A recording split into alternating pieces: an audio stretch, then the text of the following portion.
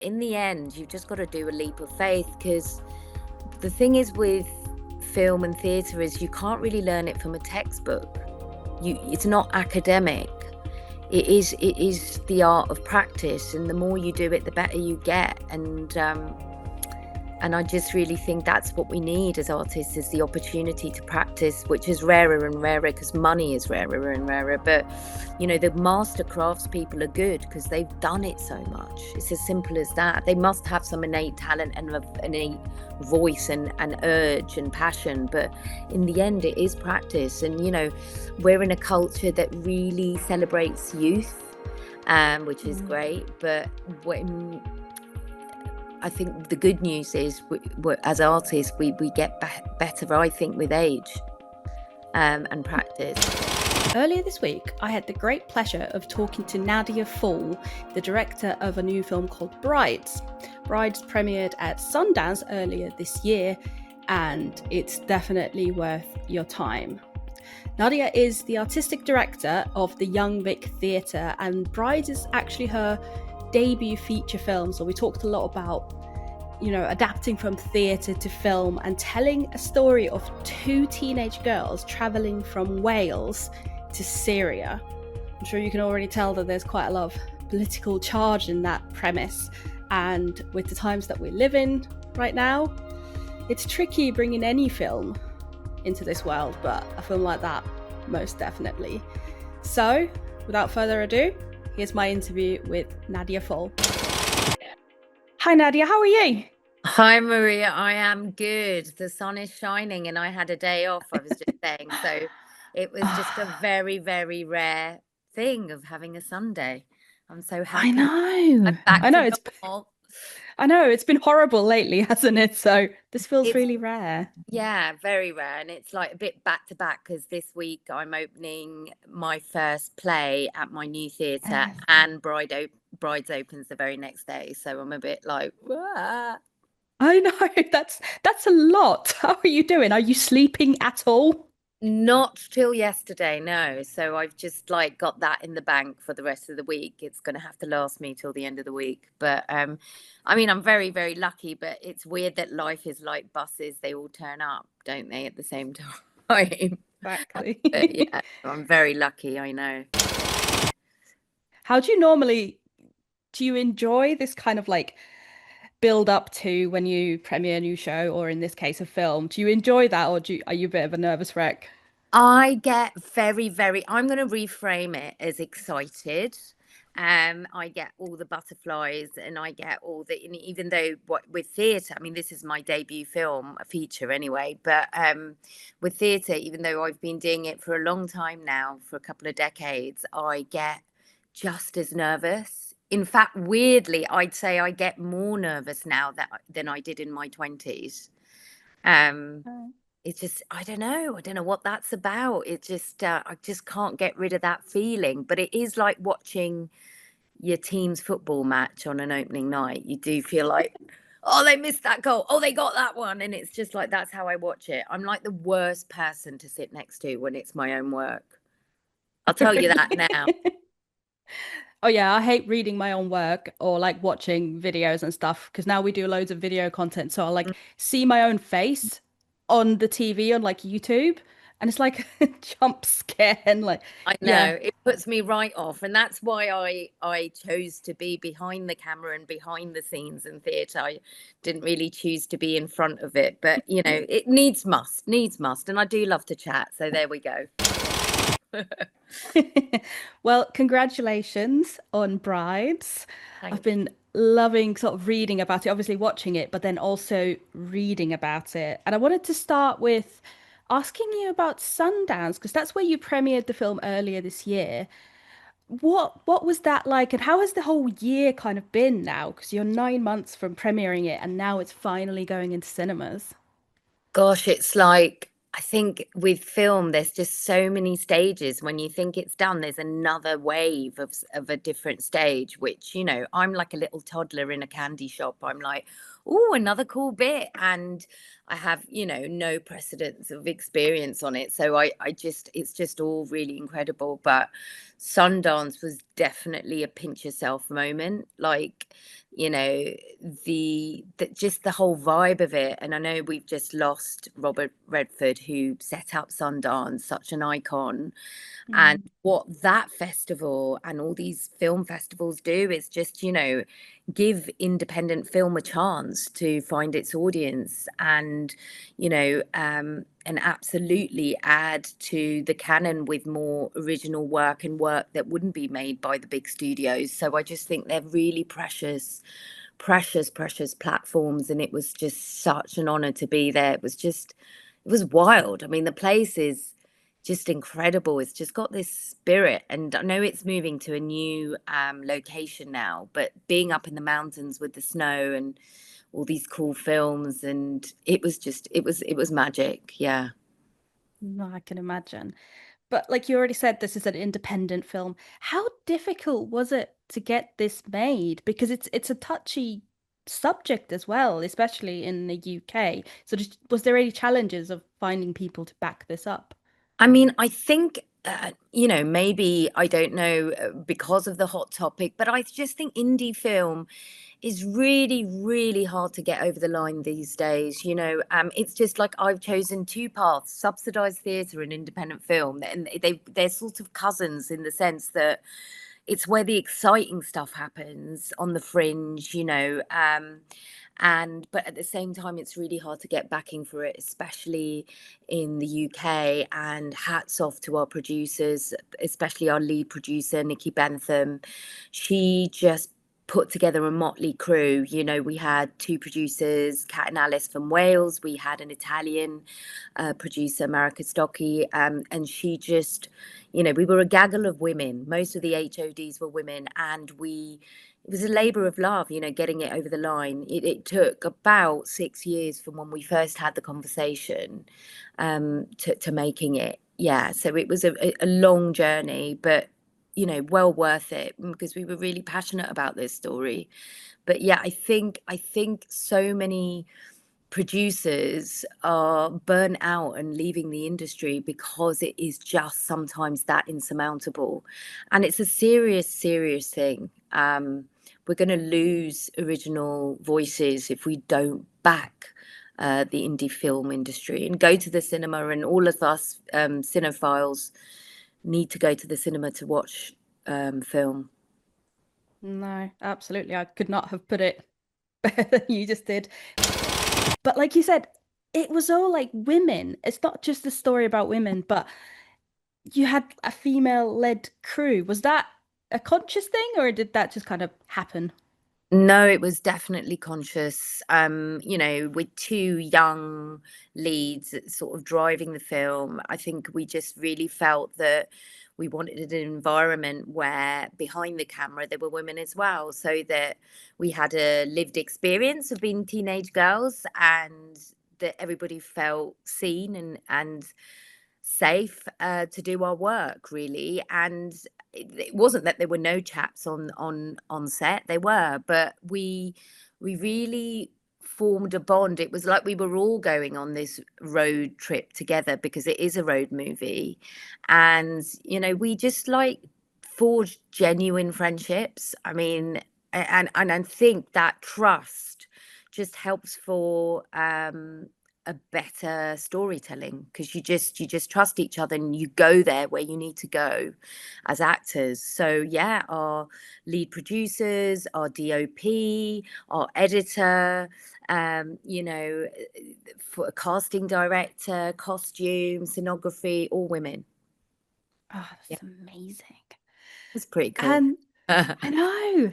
Yes, we need more of that. So let's hope other people will also do that, but we'll Well, the see. talent is out there. The talent is out there. Yeah. And to mix it up with women and global majority people, it's not just we're being, doing the right thing on some kind of moral agenda. Just makes the work genuinely richer to have all sorts of Hmm. people telling a story. It's not even just a noble thing, it's just a creative thing to do, I think. Unfortunately, you're bringing this film into a very politically charged world. I mean, there's no way you could have known that, as the film comes out in cinemas, there would have been all the marches that we've had recently and the whole Charlie Kirk thing. How do you feel about that and bringing this specific film with this specific story into a world like we unfortunately have now? I mean, God, I mean, I'm sure it's a marketer's dream that it's relevant in sort of depressing ways, and and that doesn't cheer me up one iota that we have such a divided society at the moment. And the leaders and those holding the mic at the moment seem to be rubbing their hands in glee that we're all divided and across party lines. But I just think it's all fake news. We've all got more in common than we've got differences. And I just think that's why this film and film in general and theatre and the arts um, are about reminding ourselves to put each other, put ourselves in each other's shoes. When you have your heart broken, doesn't matter who you are, it hurts the same. When your mum gets on your nerves, she gets on your nerves. It doesn't matter what your cultural background or sexual persuasion or any of the rest. And I just think there's a loneliness pandemic out there that politicians are sort of dining out on, and we can break that by coming together and watching a film and realizing we're not alone.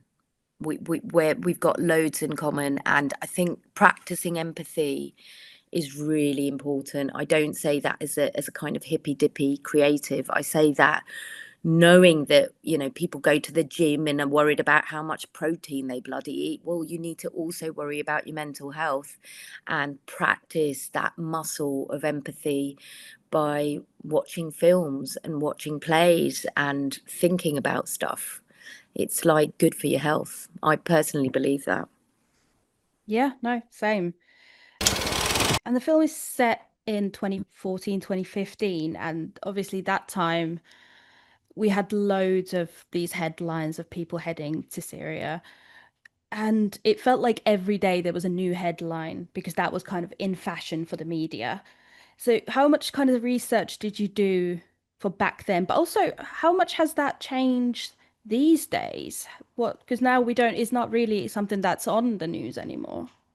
Yeah, I mean, funnily enough, when Sahel El Bushra, our brilliant writer, and I, we met on a play. We were doing a play at the National Theatre, and we got on like a house on fire. And in the news, as you say at the time, were loads of stories about the real life young people that made a similar journey, namely Shamima Begum and her friends.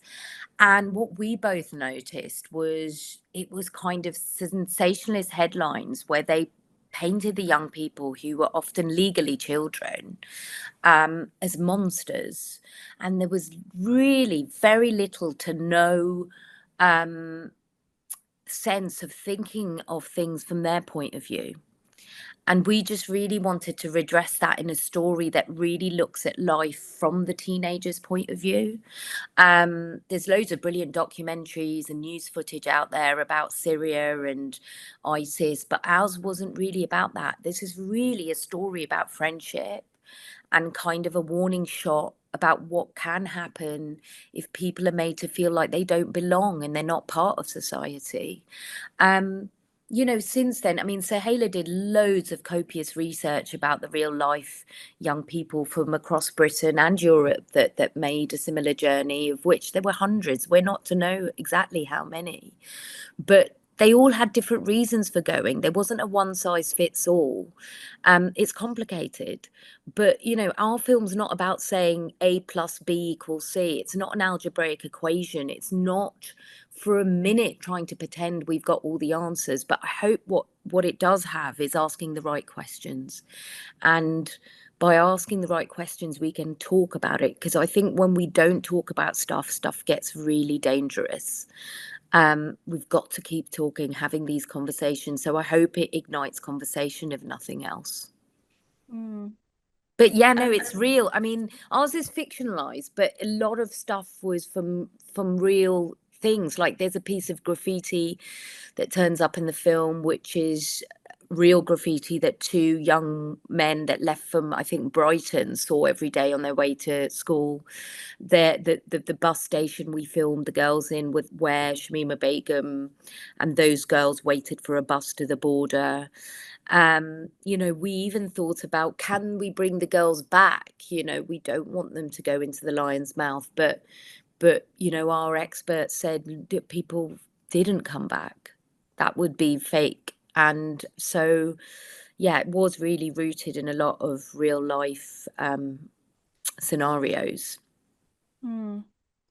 And the unfortunate thing is that when you have a film like this, as much as you're trying to evoke empathy, and I think this is such a touching film, and like you said, it's about friendship and bringing humanity to those and kind of showing the face of those headlines that we've been seeing. And like, you know, they're all about just sensationalism and, you know, clickbait kind of stuff almost.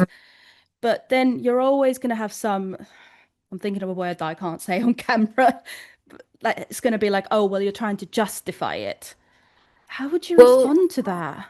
I mean, I just think not at all. I mean, no artist worth their salt would give any character or protagonist the monopoly on good or the monopoly on evil. That's not how human beings work. We have light and shade. And, you know, yes, it's a hot topic on the tin, and I get that. And it might be clickbaity for people in all, with all points of view. You know, Sahela and I were very, very nervous about telling a story about the Muslim community, it being our heritage. We thought we had the right to do it, but we were worried about adding to, you know, stereotypes about a Muslim community, and we didn't want to do that and add to that vitriol. And nor did we, you know, want to give fodder to, you know, people who are very right wing who go, well, look, look, look, look. It's not an apologist piece in any way, shape, or form. But I think what I'm trying to remind people of is these are teenagers. How did any of us survive our teenage years? You know, our brains are hardwired to take risk, to make impulsive decisions. That's what we do. We get drunk late at night, or we follow someone we fancy, or we do erratic things. That's what growing up is about. And it's, you know, evolution. We're flying the nest from our parents and guardians and authority, but most of us survive it because we have people that love us, that catch us, and society that accepts us. But when society doesn't, or you're not safe at home or at school, what happens then? And that's the conversation. Yes, we're not going to please everybody, and I think lots of people will feel a way about this film without having seen it. It's one of those, you know, I'm not going to watch it, but I'm going to have an opinion about it. But like you say, Maria, like when you watched it, you realize, I hope you felt too, that it's a tender story. It's not about sensationalism. It's about quietly looking under the bonnet of people's lives, you know, and that's where the truth lies, in nuance. Mm. And then, you know, you've got a theatre background. And one of the first things that I was wondering when I was watching the film is I assume you didn't get quite as extensive rehearsal period as No. you would in in a theatre. And theatre as well. I mean, I used to do sort of musical theatre in school and I have a really long background in dancing. You know, the performance kind of lives and develops, even if you've got, you know, planned, you know, kind of choreography or, you know, you've got your dialogue. But Mm. here you'll have loads of takes and, you know, you've rehearsed things and you've got, you know, the direction where you want to go. But then eventually you'll have to settle on one take, lock it in, and then you take it to an audience who will have a reaction to it. How did you find that as someone who's used to doing it differently? It was really fun to do things differently and to test yourself as an artist. And yes, it is a different rhythm. Theatre is the art of repetition, and what you're never going to get, even the same play, is different every night. The audience changes it, you change it in tiny ways, and it's a living, breathing thing. So it's only lives in the memory of the people that saw it that night, and the next night it's different. And you rehearse to repeat and to get detail. Whereas in film, you only really need something once, in a couple of different ways. And it's the art of spontaneity and being rather than showing in the way theatre is. And, you know, so much I learned was needed for the edit. So I wish I, every day, every week of the shoot, of the editing process, I wish I had a time machine to go back and redo, because I totally got it once I'd done it. And that's why I really hope someone lets me do it again, because I learned so much. But it is different. And getting used to that is a thing. There's a lot of noise in film. You know, you turn up, you might have flash flooding and torrential rain one day when you'd not planned for that, and you might have 100 supporting artists in an airport scene, and there's a lot of noise and chaos, and you've got to kind of really go zen and focus and think, what is the story we want to tell? And it's about keeping that focus as a director and as a company of actors. And we did, I mean, I was allowed to have a very tiny, tiny bit of rehearsal. Our producer squirreled some money away, bless her, to do that. No way as long as in theatre, but a couple of days where Ibada Hassan, who plays Doe, and Muna, played by Saf Inga, we had some time, because I just thought it was crazy. It was my debut. Ibada had never acted before.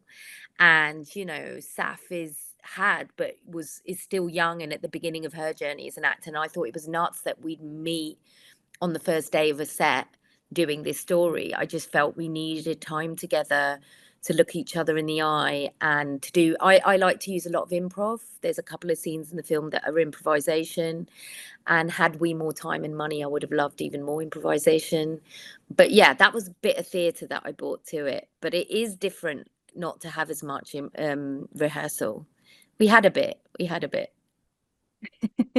Was that background sort of particularly helpful with your actors? Because yeah, your leads are, they're so natural, and that chemistry between them feels really real. Like I could kind of see myself. There's loads of kind of shades to the story that I will never probably be able to understand fully, but I could kind of see myself and my best friend as well in that relationship. It felt so kind of real. Well, the chemistry was real. We met loads of young women. We had a brilliant casting director, Shaheen Beg, and she has won copious awards recently for adolescence, and she's really brilliant at street casting, which is another way of saying people that aren't necessarily from drama school or established actors, that are maybe working class actors or global majority actors. And we went out on socials and got over 500 young women applying for the part. I met loads of young women. We did workshop auditions,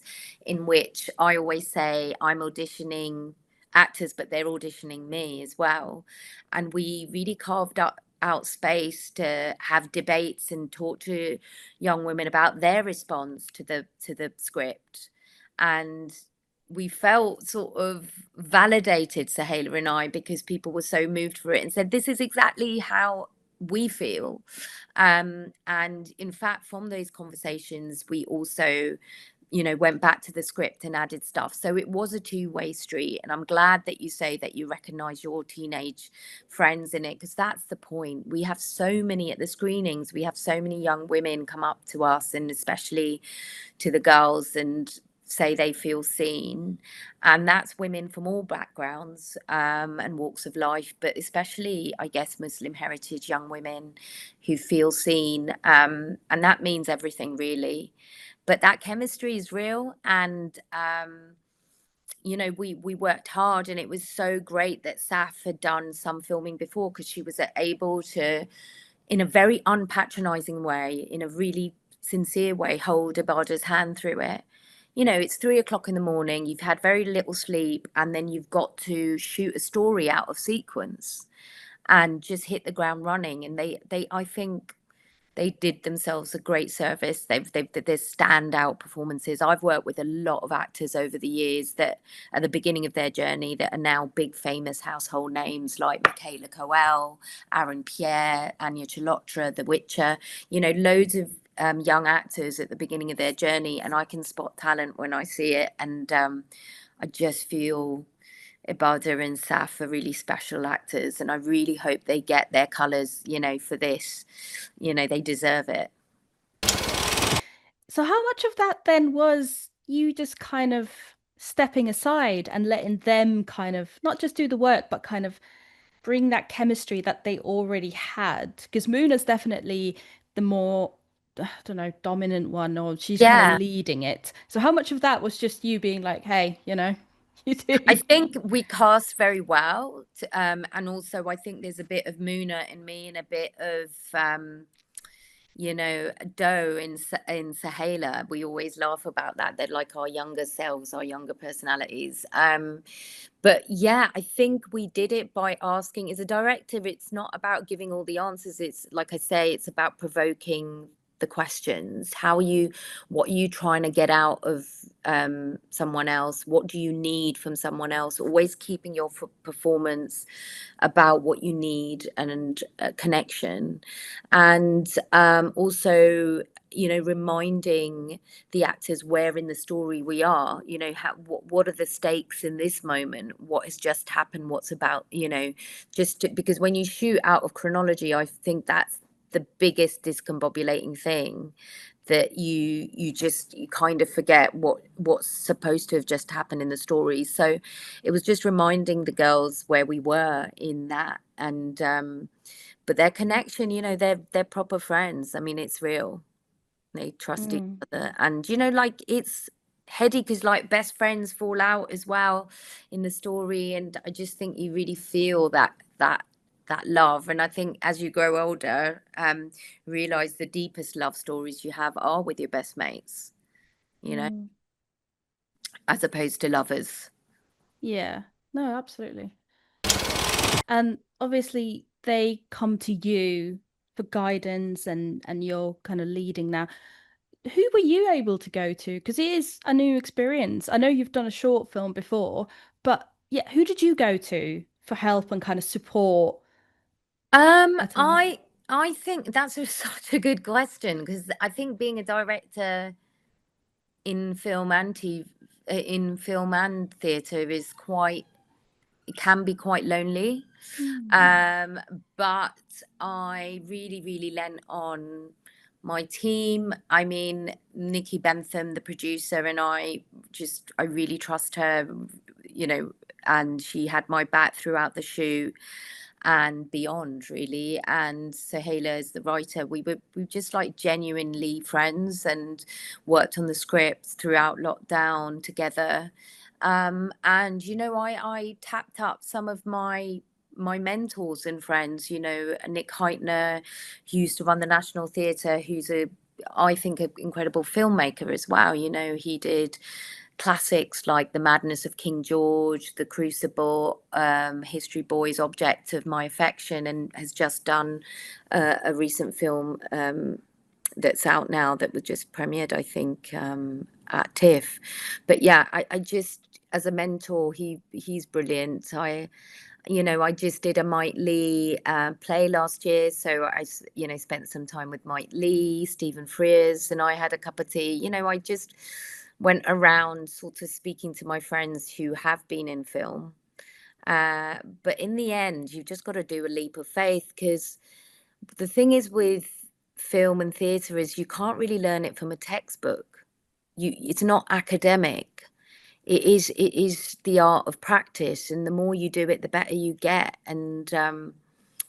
And I just really think that's what we need as artists, is the opportunity to practice, which is rarer and rarer because money is rarer and rarer. But, the master craftspeople are good because they've done it so much. It's as simple as that. They must have some innate talent and an innate voice and urge and passion. But in the end, it is practice. And, we're in a culture that really celebrates youth, which is Mm. great. But when I think the good news is as artists, we get better, I think, with age, and practice. So it's good news for all of us. Yeah. And as an artist, anything with any kind of creativity, you're putting yourself out there. And that can be, especially when it is something that you're not experiencing or familiar with. And I watched an interview with you from a film festival where you said, with a bit of fear comes imagination, guts, and growth. Did you ever have kind of during this, were you ever kind of feeling like I can't do this? Because I feel like I have that sort of regularly where I'm just doubting myself and I have sort of no reason to necessarily do that, but it still kind of pops I up every now think and again. I don't know. I've got so many friends that are directors, and everyone's a bit different. But I I sometimes am cross at myself for doubting and getting quite as nervous as I do, and the anxiety does bubble up. But you just do it anyway. And, I think it's part of it. You get anxious and nervous because you care about being good, you care about doing your best, and you care about people resonating with it. I wish I was more like people that were calm and collected and nonchalant about it. I wish I could do that, but I just have to concede that I am not that person. I have faith in the film, and I have faith in the performance and the work we did. And I think the only way to exercise that nervousness is to work as hard as you possibly can, because then whatever happens, you've done the best you can. And yeah, the only thing that sort of makes me less nervous is to work hard and to just go, come on, let's just do it. But as I said to you at the beginning, I find myself, getting just as nervous now that I did in my early days when I started at 2021 or whatever it was, like it. It's just, yeah, it's just as potent. But I think that's just like falling in love. Whether you fall in love at 35 or 25, it's still makes your heart skip a beat and gives you butterflies. When you lose something and there's loss or grief, you feel it as deeply, whether you're 15 or 40. I think that's just human nature. And all we can do is just sort of accept it. I think that's the thing, is accept it and do it anyway. Mm. Courage anyway, you know? Ah, no, absolutely. Oh, that's really taken me back. That's beautifully said.